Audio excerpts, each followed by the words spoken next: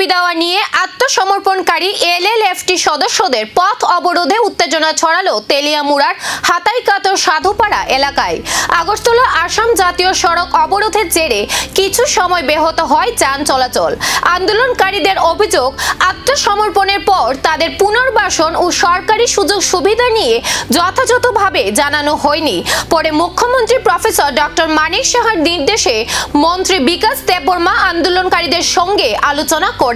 আগামী 21 আগস্ট 7 দফা দাবি নিয়ে বৈঠকে বসার আশ্বাস দেওয়া হলে অবরোধ তুলে নেন তারা। তবে বৈঠকে সন্তোষজনক সমাধান না হলে ফের বৃহত্তর আন্দোলনের হুঁশিয়ারি দিয়েছেন আন্দোলনকারীরা।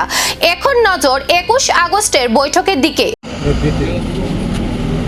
আমাদের হাতাইকাতরে তারা আজকে রাস্তা অবরোধ করার ঘোষণা করেছে, তার জন্য কথা বলার জন্য এসেছে এখানে।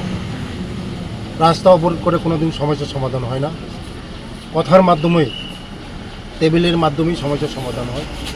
তাদের যে সমস্যাগুলি আমি বলেছি কল্পজয়কে যে আগামী 21 তারিখ আমার সঙ্গে অফিসে বসে তাদের সঙ্গে আমি তাদের যে সমস্যাগুলি আমি দেখব, তাদের যে এই আরও অন্যান্য বিভিন্ন যে সুযোগ সুবিধাগুলি কী সুযোগ সুযোগগুলি যে দেওয়া হবে তাদের সঙ্গে কথা বলে যে তাদের যে সমস্যাগুলি সমাধান করা হবে।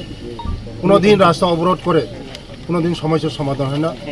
আমরা চাই এই ত্রিপুরা রাজ্যকে এগিয়ে নেওয়ার জন্য একসাথে কাঁধে কাঁধ মিলে হাতে হাত মিলে এক ত্রিপুরা শ্রেষ্ঠ ত্রিপুরা বিকশিত ত্রিপুরা করার লক্ষ্যে আমাদের রাজ্যের জনপ্রিয় মুখ্যমন্ত্রী প্রফেসর মানিক স্যারের নেতৃত্বে আমাদের সরকার যেভাবে ডেভেলপমেন্ট হচ্ছে, আমাদের কোনো দিন 35 বছরে জনজাতিদের কোনো ডেভেলপমেন্ট হচ্ছে না।